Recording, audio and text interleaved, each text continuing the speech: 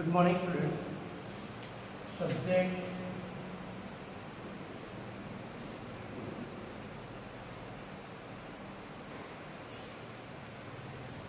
ATMDT, Automobile Transmission Mechanism and Diagnostic Testing. આ સબ્જેક્ટની અંદર આપણે લાસ્ટ પ્રીવિયસ લેક્ચરની અંદર ડિસ્કસ કરતા હતા unit number 5 braking and tyre and wheel and system. એની અંદર આપણે છેલ્લે બ્રેક પોર્શન કમ્પ્લીટ કર્યો હતો. બ્રેકની અંદર જેટલા પણ આઈપી ક્વેશ્ચન્સ હતા આઈ થિંક 9 થી 10 ક્વેશ્ચન્સ આપણે બ્રેક પોર્શનની અંદર કવર કર્યા હતા. આજે આપણે સ્ટાર્ટ કરીશું યુનિટ નંબર 5 ની અંદર જે વ્હીલ એન્ડ ટાયરનો પોર્શન છે તે.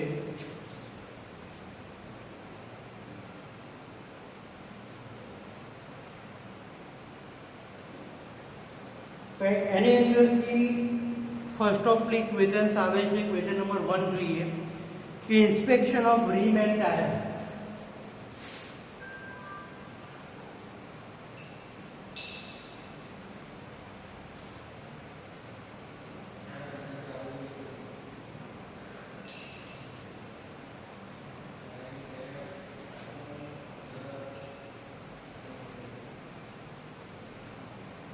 રીમ અને ટાયરનું ઇન્સ્પેક્શન કઈ રીતના કરવું, જે તમારે 3 માર્ક્સનો ક્વેશ્ચન આવતો હોય છે જીટીયુ એક્ઝામની અંદર. તો એ ડિસ્કસ કરીએ કે આપણે રીમની અંદર અને ટાયરની અંદર કઈ રીતના ડિસ્કશન કરીશું. તો એની અંદર જોઈએ તો કરંટ ફોકસ. એની અંદર આપણે જોઈએ તો કે રીમની અંદર શું જોઈશું, તો રીમ અને વ્હીલની અંદર સૌથી પહેલા રીમની કન્ડિશન, એનો ડાયામીટર વ્યવસ્થિત આપણે ચેક કરીશું. દેન રીમની અંદર એના અંદરના જે ઇન્ટરનલ જે સ્પોક હોય છે એ સ્પોક વિશે આપણે એની કન્ડિશન ખાસ ચેક કરી લઈશું. દેન જ્યારે વ્હીલ ઉપરથી ટાયર ખોલવામાં આવે ત્યારે વ્હીલનું ઇન્સ્પેક્શન કરો, એટલે કે વ્હીલનું ઇન્સ્પેક્શન ખાસ કરવું જોઈએ. બીજું કે આપણે વ્હીલ ઉપર જો કોઈ ગોબા પડ્યા હોય, ડેન્ટ પડ્યા હોય તો એ ડેન્ટ ખાસ તેના રિમૂવ કરવા જોઈએ. દેન જે ભાગ ઉપર ટ્યુબ ફિટ થાય, એટલે કે ટ્યુબ ફિટ કરેલી હોય તો એ તે પ્રોપર છે કે નહીં તેની કન્ડિશન ખાસ ચેક કરવી જોઈએ. બીજું કે બેન્ડ વ્હીલને સીધું કરવું કે નહીં તે ખાસ ચેક કરવું જોઈએ. તો આ બધું ઇન્સ્પેક્શન આવશે રીમની અંદર. જે ભાગ ટ્યુબ ફિટ થાય છે ત્યાં કાટ લાગેલો હોય એ રીમની અંદર ખાસ અંદરથી ચેક કરી લેવું જોઈએ. જો કોઈ કોરોઝન લાગ્યો હોય તો કોરોઝનને દૂર કરો. દેન સ્પોક વ્હીલ હોય તો તેના સળિયા જે સ્પોક હોય તે પ્રોપર ટાઈટ છે કે કેમ તે પણ ચેક કરવું જોઈએ. હવે જે ટાયરનું ઇન્સ્પેક્શન, તો ટાયરમાં તો તમને ખબર છે સૌથી પહેલાં એને શું ચેક કરવું જોઈએ, ટાયરને ફરીથી ઉપયોગ કરવો હોય રીટ્રેડિંગ કરવું પડે. એટલે કે તમારું ટાયર વિયર એન્ડ ટીયર બહુ વધારે પડતું ઘસારો થઈ ગયો ટાયરની અંદર તો એનું રીટ્રેડિંગ કરવું પડે. એટલે કે રીટ્રેડિંગ ધેટ મીન્સ કે ટાયર ઉપરની જે સરફેસ જે છે, અહીંયા આપણે ક્વેશ્ચન સમજી લઈએ જોડે જોડે. જે તમારે આવે છે ટાયર રીટ્રેડિંગ મેથડ.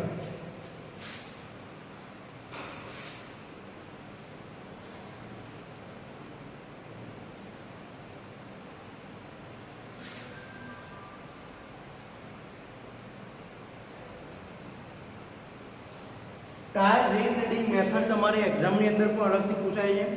તો ટાયર રીટ્રેડ કરવાના 2 પ્રકાર છે. જે ટાયર રીટ્રેડિંગ એટલે શું પહેલાં તો એ સમજીએ કે તમારી જે પેટર્ન હોય, ટાયર ઉપર જે ડિઝાઇન હોય, જે પેટર્ન હોય એ તમારી ઘસાઈ ગઈ છે બિલકુલ, બરાબર. તો હવે એને ફરીથી આખું એ જે પેટર્ન વાળું જે લેયર હોય એ આખું લેયર દૂર કરીને એની ઉપર જે નવું લેયર લગાવવાની જે પ્રોસિજર છે, એટલે કે જૂના ટાયર પર નવા ટ્રેડ લગાવવાની જે પ્રોસિજર છે તેને શું કહેવાય, ટાયર રીટ્રેડિંગ. ફરીથી એક વાર સમજી લો. જૂનું ટાયર હોય જેની ઉપર ટાયર પેટર્ન ઘસાઈ ગઈ હોય, એ જૂના ટાયર ઉપર નવું જે ટ્રેડ લગાવવાનું જે લેયર, એ આખું જે લેયર લગાવવાની જે પ્રોસિજર છે તેને ટાયર રીટ્રેડિંગ કહેવામાં આવે છે. એના બે પ્રકાર છે, એક ફૂલ્લી રીટ્રેડિંગ અને બીજું છે coping. There is mainly two method types of tire retreading. First one is fully retreading અને બીજું છે કોપિંગ. કઈ રીતના ફૂલી રીટ્રેડિંગ કઈ રીતના કરવું, કઈ રીતના કોપિંગ કરવામાં આવે છે એ સમજીએ હવે. તો ફૂલી રીટ્રેડિંગ ની અંદર તમે જુઓ કે જૂના ટાયરના ટ્રેડના રબરને ટાયર પરથી દૂર કરો. જે જૂનું ટાયર હોય એના ટાયર, રબરનું ટાયર જે ઉપર જે પેટર્ન હોય તે રબરના ટાયરને દૂર કરો અને નવા રબરનો પટ્ટો લગાવવાની એડેઝિવની મદદથી લગાવવામાં આવે છે. એટલે કે ટાયર ઉપર નવા ટ્રેડ હોય, જે નવી પેટર્ન હોય એનો આખો એક પટ્ટો લગાવવામાં આવે અને તેના માટે એડેઝિવનો ઉપયોગ કરવામાં આવે છે. એટલે કે ગુંદર ટાઈપ મટીરિયલ આવે એડેઝિવ, જેનો ઉપયોગ કરવામાં આવે. ત્યારબાદ ટ્રેડની ડાયમાં નક્કી કરેલ સમય સુધી હીટ આપવામાં આવે. તમે એડેઝિવના મદદથી એ નવો ટાયર ટ્રેડનું પેટર્ન લગાવી દીધી, પછી એને હીટ આપવામાં આવે. એની જે ડાય હોય એ ડાય ઉપર લગાવીને તેને હીટ આપવામાં આવે અને ધેન ડાયના પેટર્ન પ્રમાણે તેના ઉપર ટ્રેડ તૈયાર કરવામાં આવે છે. એટલે કે જે ડાયની અંદર જે પેટર્ન નક્કી કરેલી હોય, તમારી ટાયરની તમે ડિઝાઇન તમે જોશો તો અમુક ટાઈમે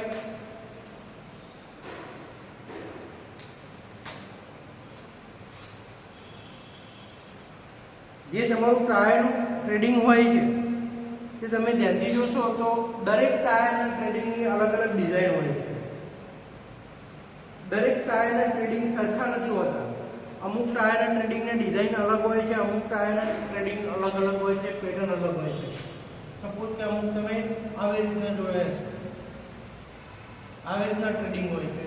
અમુક ટાયરમાં તમે જુઓ તો ક્રોસ ટાઈપ હોય છે. પછી અમુક ટાયરની અંદર તમે ટ્રેડિંગ જુઓ તો આવી રીતના સીધી લાઇનિંગ વાળી હોય છે, લાઇનિંગ ટ્રેડિંગ આપેલી હોય છે. તો આ અલગ અલગ પ્રકારની ટાયર પેટર્ન છે. તો એ ટાયર પેટર્નની અંદર જે આ વચ્ચેની જે પેટર્ન જે છે, આ પેટર્નની અંદર જ્યારે ઘસારો આવ્યો હોય અને એ પેટર્નના પટ્ટાને આખું જૂના ટાયર ઉપર એક નવો પટ્ટો ચડાવવામાં આવે, તેને ફૂલી રીટ્રેડિંગ કહેવામાં આવે છે. એના માટે શું કરવાનું કે આવા નવા પેટર્ન વાળો પટ્ટો એક લગાવવાનો એડેઝિવ મટીરિયલમાં, એડેઝિવ મટીરિયલ વડે જૂના ટાયર ઉપર આવો એક નવો પટ્ટો લગાવવામાં આવે પેટર્નનો. thereafter તેને હીટિંગ કરવામાં આવે. તેને થોડો ટાઈમ માટે હીટ કરવામાં આવે જેથી વ્યવસ્થિત સારો એવો પટ્ટો તે ફિટિંગ થઈ જાય. અને ફિટિંગ થઈ ગયા પછી તેનું સોલિડિફિકેશન થવા દઈને તેને ડાય પંચની અંદર જેવી તમારે પેટર્ન થતી હોય એવા ડાયની અંદર તેને ડાય પંચિંગ કરવામાં આવે છે અને લાસ્ટમાં ડાયમાંથી બહાર કાઢી તેનું ફિનિશિંગ વર્ક કરવામાં આવે છે. એટલે કે કોઈ વધારાનું રબર હોય, કોઈ વધારાની ટ્રેડ હોય તો એનું ફાઇનલ ફિનિશિંગ વર્ક કરવામાં આવતું હોય છે. તો આ વાતથી ટાયર રીટ્રેડિંગ. તો આવી રીતના ટાયર ઉપર રીટ્રેડિંગ પ્રોસિજર કરવામાં આવતી હોય. ક્લિયર? હવે કોપિંગ જોઈએ. સેમ એના જેવી બીજી મેથડ છે ટાયર રીટ્રેડિંગની. પહેલાં કે આપણે ફૂલી રીટ્રેડિંગ, જેને કહેવાય આખું પટ્ટો લગાવીને, નવો પટ્ટો લગાવીને ડાયની અંદરથી ફૂલી રીટ્રેડિંગ કરવામાં આવે. કોપિંગની અંદર શું કરવામાં આવે છે કે જૂના ટાયરને જે રબર હોય એને રફ બનાવવામાં આવે. પહેલાં ફાઇલિંગ વડે પહેલાં રફ બનાવી દેવાનું, ત્યાર ઉપર તેને ટાયરને રીટ્રેડિંગ કરવામાં આવે છે, તેને કોપિંગ કહેવામાં આવે. જ્યારે પહેલાંની અંદર શું હતું, આખું લેયર જ નવું લગાવવામાં આવે ફૂલી રીટ્રેડિંગની અંદર.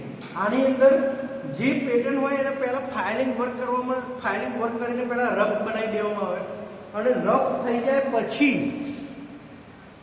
તેની ઉપર ફરીથી નવું લેયર લગાવવામાં આવે, જેને કોપિંગ મેથડ કહેવાય. રફ કરેલા ટાયર ઉપરના સિમેન્ટના એક અથવા બે પડ લગાવી તેનું નવું રબર બનાવવામાં આવે છે. આ રીતની અંદર ખર્ચ ઓછો આવે છે કમ્પેર ટુ ફૂલી રીટ્રેડિંગની અંદર. ફૂલી રિટ્રીટની અંદર કોસ્ટિંગ વધારે આવે છે, જ્યારે કોપિંગની અંદર કોસ્ટિંગ બહુ ઓછું આવે છે, નહિવત પ્રમાણમાં આવે છે. તો હીટના કારણે બે જે કુશનિંગ જે ઇફેક્ટ આપવી હોય અથવા બે લેયર લગાવેલી હોય તે ફિટ થઈ જાય છે, એકબીજા સાથે ચોંટી જતા હોય છે અને જામ પણ થઈ જાય છે. આ રીતનો ઓછો ઉપયોગ થાય છે, કારણ કે આ રીતની અંદર બહુ વધારે એટલું બધું રિઝલ્ટ આપણને મળતું નથી હોતું કોપિંગની અંદર.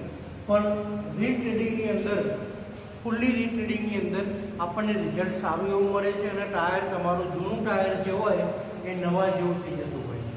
તો આ વાત કરીએ આપણે ટાયર ઇન્સ્પેક્શનની અંદર રિમનું અને ટાયરનું ઇન્સ્પેક્શન અને ટાયર રીટ્રીડિંગ મેથડ. હવે આપણે જોઈએ ત્રીજો ક્વેશ્ચન, જે છે મેઇન ઇમ્પોર્ટન્ટ અને જે 4 કે 6 માર્ક્સની અંદર પૂછાતો હોય છે.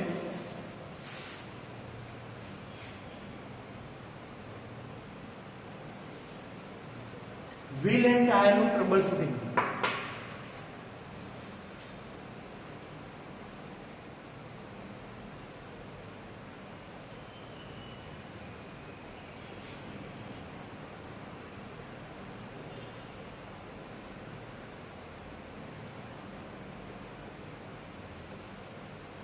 અહીંયા જોઈએ આપણે અહીંયા સૌથી પહેલા લખીશું ટ્રબલ નેમ તમારે લખવાની સૌથી પહેલા, પછી આવશે કોઝિસ અને ફાઇનલ આવશે તમારે રેમેડીઝ. તો અહીંયા તમારે ટ્રબલનું નામ લખવું. સપોઝ કે પહેલી ટ્રબલ છે, સૌથી પહેલા ટ્રબલનું લિસ્ટ બનાવી દઈએ આપણે કે ટાયર અને વ્હીલની અંદર, વ્હીલ એન્ડ ટાયરમાં કઈ કઈ ટ્રબલ ક્રિએટ થાય છે. તો ટાયર ટ્રેડ સેન્ટર કરતાં સાઈડમાં વધુ ઘસાવો. પહેલી ટ્રબલ છે wear tread on tire at center side. સેન્ટરની અંદર ટાયર વધુ ઘસાવા. આ પહેલી ટ્રબલ, કોમન ટ્રબલ દરેકની અંદર તમને જોવા મળતી હશે. બીજું છે સાઈડની અંદર વધુ ઘસાવા.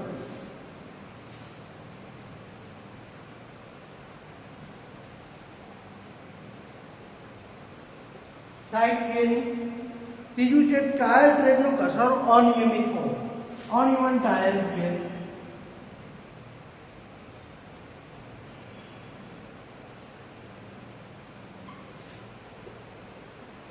ચોથી ટ્રબલ છે ક્રેકિંગ પડવું, ટાયરની અંદર ક્રેક પડવી.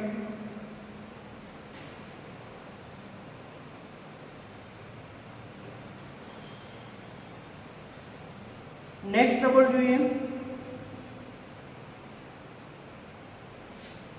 ટાયરની અંદર ટ્રેડ અલગ પડી જવો.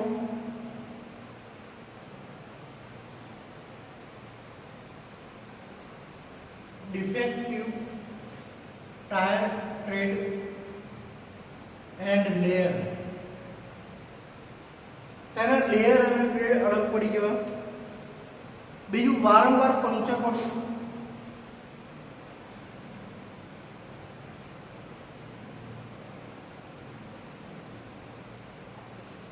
વધારે પડતું પંક્ચર પડવું વારંવાર. તો આ બધી જે કોમન 6 ટ્રબલ આપણે છે અહીંયા ટાયરમાં ઉદ્ભવતી. પહેલી જે wear treading on tyre at the centre side, સેન્ટરમાંથી ટાયર વધારે ઘસાવું. બીજી છે સાઈડ વિયરિંગ, સાઈડમાંથી વધારે ઘસાઈ જવું. બીજું છે અનઇવન ટાયર વિયર, ટાયરનો ઘસારો અનિયમિત હોય. ચોથું છે ક્રેકિંગ ધ ટાયર, ટાયર ઉપર ક્રેક પડી જવી.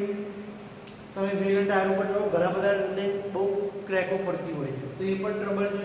પાંચમી છે defective tyre tread and layer, એના ટ્રેડ અને જે લેયર હોય એ અલગ પડી જવા. અને છઠ્ઠી છે વધારે પડતું પંચર પડવું. હવે આપણે વન બાય વન ટ્રબલના રીઝન જોઈએ. તો પહેલું છે કે સેન્ટરની અંદરથી વધારે ઘસારો હોય. શું રીઝન હોઈ શકે એનું? તો અંડર ઇન્ફ્લેક્શન, ટાયરમાં હવાનું પ્રેશર વધારે પડતું હોય, હવાનું પ્રેશર ઓછું હોય, હવાનું પ્રેશર ઓછું હોય, તો તમારે સાઈડની અંદર વિયરિંગ તમને વધારે જોવા મળશે. તમે જોયું હશે કે તમારું હવા ઓછું હોય તો તમે જુઓ રોડનો સરફેસ અને ટાયરનો સરફેસ એ કોન્ટેક્ટ એરિયા તમારે વધી જશે. જેના લીધે તમારી જે સાઈડની બે એજ આવે, સપોઝ કે તમારું આવી રીતના વ્હીલ છે,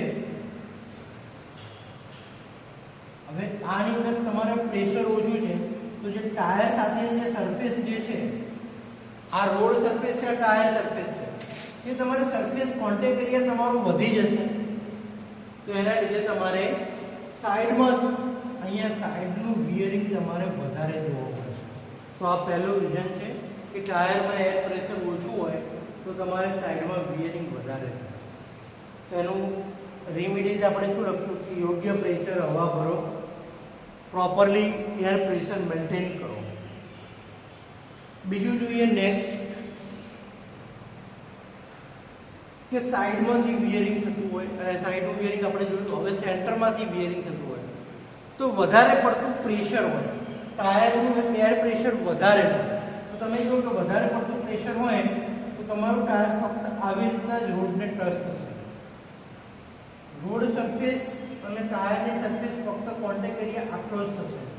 તો એના લીધે તમારું સેન્ટરમાંથી વધારે ઘસારો પડશે, કારણ કે સાઈડની એજ તમારી વધારે પ્રેશરના કારણે તમારી સાઈડની એજ અડશે નહીં, કોન્ટેક્ટમાં આવશે નહીં રોડ સાથે. તો એ દરમિયાન તમારું વ્હીલનું જે ટાયરનું જે સેન્ટરિંગ થ્રેડ જે છે એ વધારે ઘસાશે. જ્યારે જો ઓછું પ્રેશર હોય તો સાઈડની એજ વધારે ઘસાય, કારણ કે કોન્ટેક્ટ એરિયા રોડ સાથે વધારે થશે.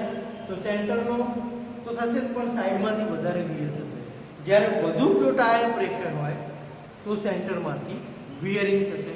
તો આ રીઝન છે સેન્ટર વિયરિંગ ઓફ ટાયર. હવે જોઈએ અનઇવન ટાયર વિયર, અનિયમિત ઘસારો. તો વ્હીલ બેન્ડ હોય, તમારું વ્હીલમાં કંઈક ને કંઈક બેન્ડિંગ હોય તો તમારો રાઈટ સાઈડ, લેફ્ટ સાઈડ, સેન્ટરમાંથી ઘસાવો, કોઈ પણ અનિયમિત ઘસારો હોઈ શકે. પછી તે વ્હીલ અનબેલેન્સ હોય, વ્હીલ તમારું પ્રોપર તમે બેલેન્સિંગ ના કર્યું, અનબેલેન્સ હોય તો પણ તમારો ટાયરનો ઘસારો અનિયમિત હોય. ટાયર અનબેલેન્સ હોય, વ્હીલ અનબેલેન્સ સાથે ટાયર પણ અનબેલેન્સ હોઈ શકે છે. તો તમારું ટાયર અનબેલેન્સ હશે તો પણ તમારો ઘસારો જે અનિયમિત હશે. આ છે ટ્રબલ અનઇવન ટાયર વિયરની. ક્રેક પડવી, વારંવાર ક્રેક કેમ પડતી હોય છે? તમે જોશો ટાયરની અંદર વધારે પડતું ક્રેકિંગ, તો કે ઓવરલોડ. ટાયરની જેટલી કેપેસિટી હોય એના કરતાં વધારે લોડ તમે વ્હીકલની અંદર કેરી કર્યું હોય તો ઓવરલોડના કારણે ટાયરમાં ક્રેક પડવાના ચાન્સીસ વધારે હોય. ઓવર ઇન્ફ્લેક્શન, અંડર ઇન્ફ્લેક્શન, આ બધા રીઝન છે ટાયરમાં ક્રેક પડવાના, ટ્રેડની અંદર ક્રેક પડવાના. ચોથું, લેયર કેમ ડિફેક્ટિવ થઈ જતું હોય છે, લેયર કેમ ટાયરના ખરાબ થઈ જતા હોય છે? તો કે એનું રીઝન હોય છે કે ઓવરલોડિંગ એ પણ એનું કે બીજું હાઈ સ્પીડ, વધારે સ્પીડની અંદર તમારી ડ્રાઈવરની હેબિટ હોય તો પણ તમારા ટાયર ટ્રેડના વધારે ઘસારો પડી શકે છે. કારણ કે તમે હાઈ સ્પીડ ઉપર જતા હોય, પછી તમે બ્રેક લગાવશો, બ્રેક મારો એટલે તમને ખબર છે કે તરત વ્હીલ તમારું થોડોક મિનિમમ ડિસ્ટન્સની અંદર તમારું ઘસાશે. કારણ એ જે ઘસાય એટલે તમારે શું ઘસાશે? તમારા ટાયર ઉપરની ટ્રેડ તમારો ઘસારો પડશે. તો ટાયર ઉપરનો ટ્રેડ ઘસારો પડશે તો તમારે આવી બધી ટ્રબલ થવાના ચાન્સીસ વધી જતા હોય છે. અને છેલ્લું છે પંચર વધારે પડવું. તો વધારે પંચર પડવાના રીઝન શું હોય? તો ટાયરની અંદર કોઈ એવી નાની તીક્ષ્ણ અથવા તો કોઈ વસ્તુ એવી ઓબ્જેક્ટ અંદર આવી ગયું હોય જેની ધાર વધારે હોય, જેમ કે ખીલી છે, કાંટો છે, આ બધી વસ્તુ ફસાઈ ગઈ હોય તો તમારે વારંવાર પંચર પડવાના ચાન્સીસ છે. બીજું કે ટાયર ઘસાઈ ગયા હોય, તમારા ઉપરની ટ્રેડ બહુ વિયર થઈ ગઈ હોય, જૂનું ટાયર થઈ ગયું હોય તો પણ પંચર પડવાના વધારે ચાન્સીસ હોય.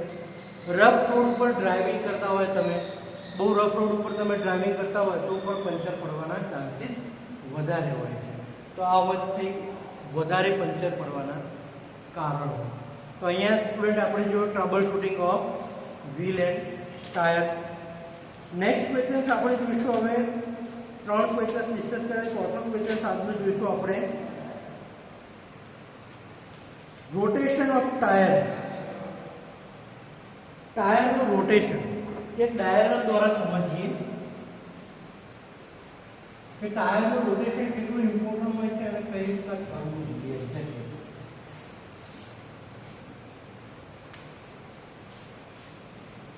આ વસ્તુ બહુ ઇમ્પોર્ટન્ટ છે સ્ટુડન્ટ. ટાયરનું રોટેશન કરતું રહેવું જોઈએ. અમુક કિલોમીટર પછી તમને સર્વિસ મેન્યુઅલમાં તમારા વ્હીકલમાં લખેલું હોય છે કે ટાયરનું રોટેશન આવી રીતના કરવું જોઈએ.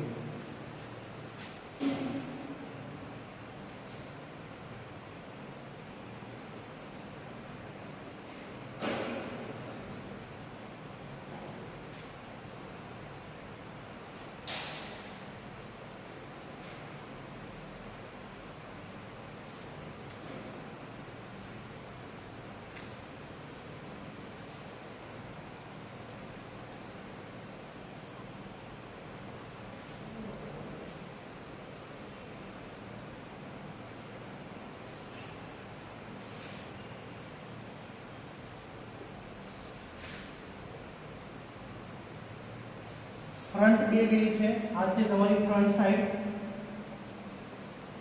આ છે તમારી રિયર સાઈડના બે વ્હીલ. ક્લિયર? તો હવે જોઈએ પહેલી કન્ડિશન કેવી રીતના આવે છે કે તમારું જે રિયર સાઈડનું છે વ્હીલ એ તમે અહીંયા લગાવી શકો છો. બીજું છે કે આ સાઈડનું જે છે એ તમે અહીંયા બી લગાવી શકો છો. અને એક સ્પેર વ્હીલ આપણે જોઈએ.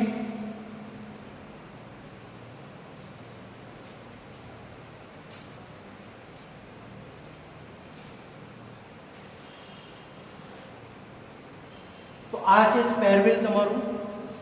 તો સ્પેર વ્હીલ તમે અહીંયા લગાવી શકો. તો આ થયું તમારું એક્ઝેક્ટલી ટાયર રોટેશન.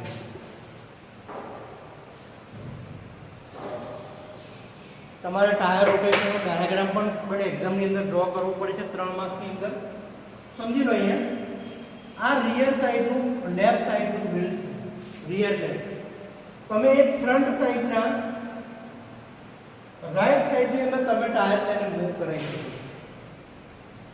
આ રિયર સાઈડનું રાઈટ સાઈડનું ટાયર છે તે તમે ફ્રન્ટ વ્હીલના લેફ્ટ ટાયર સાથે તમે ક્રોસની અંદર તમે ટાયર ચેન્જ કરી શકો છો. બાય ચાન્સ તમારે રિયર સાઈડનું ટાયર તમારે બગડ્યું તો તમે શું કરી શકો છો કે તમારું જે સ્પેર વ્હીલ છે એ સ્પેર વ્હીલ તમે રિયર સાઈડ લગાવી શકો છો. અને એ જે સ્પેર વ્હીલ છે તમારે આ જે વ્હીલ છે ફ્રન્ટ સાઈડનું રિયર લેફ્ટ સાઈડનું તે તમે સ્પેર વ્હીલની અંદર લગાવી શકો છો. આ એક્ઝેક્ટલી મેથડ છે તમારે ટાયર રોટેશનની. Clear student? તો અહીંયા ખબર પડી ટાયર રોટેશનમાં. તો આ એક મેથડ છે ટાયર રોટેશન કરવાની. તો અહીંયા તમારો યુનિટ નંબર 5 કમ્પ્લીટ થાય છે, વ્હીલ એન્ડ ટાયરનું અને બ્રેક પેડલ. નેક્સ્ટ લેક્ચરની અંદર આપણે સ્ટાર્ટ કરીશું unit number 6 chassis frame body alignment અને સસ્પેન્શન સિસ્ટમનું ટ્રબલ શૂટિંગ. Thank you.